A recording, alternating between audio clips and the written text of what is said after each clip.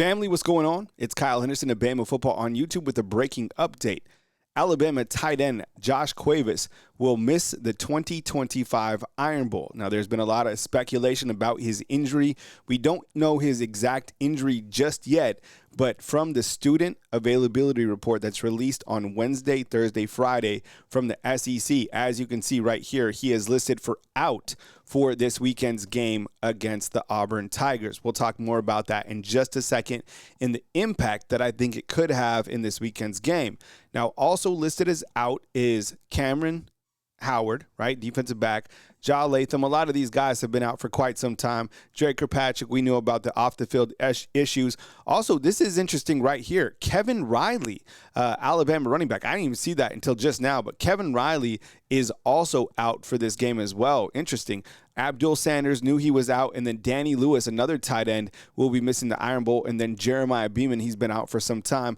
Probable for this Saturday is Jerry Bernard, QB Reese, and Parker Brailsford.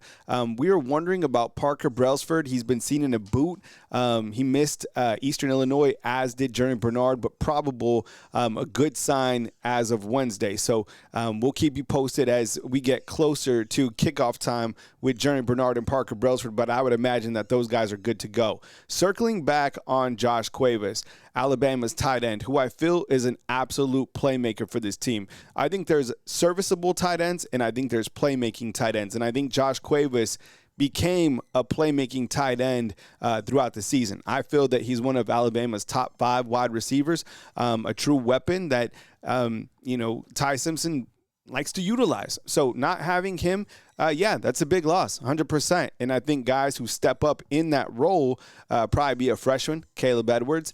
He's a guy who's played in pretty much all the games this season. He's going to be dynamic, and I think right now he's kind of in development, but he's 6'6", 250. He's a big tight end. They have a lot of confidence in him. Also look for Marshall Pritchett. He's another freshman, about 6'6", 240. I like Marshall Pritchett, to be honest. This guy's tough, and I think you'll like him as well. Played in the last game as well. And then you have Jay Lindsey, kind of that H-back, a bigger tight end that comes in 12 personnel. I think he'll come in for running formation sets. And then you have probably Brody Dalton. We saw a little bit of him against Eastern Illinois, and he's kind of a serviceable tight end, caught a couple passes.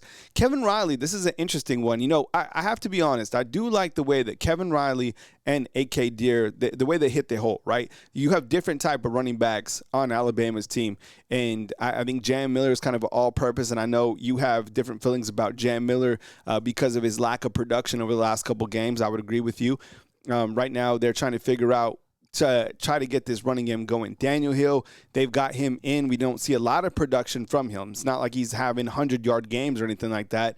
They did run for 7 touchdowns last game as a group, but still, I challenge this running back group to have some explosive plays, right? And not having Kevin Riley, do we see maybe an A.K. Deere get in some situational football for Alabama? But there is your injury report going into this game. Now, look, the probable guys will update you Thursday, Friday, and even going into game time on those guys. But as long as they're probable, I feel in a good position and elaborate more if any of those guys does change to questionable leading closer to kickoff. So thanks for being here. I appreciate it. News as it happens right here on Bama Football on YouTube.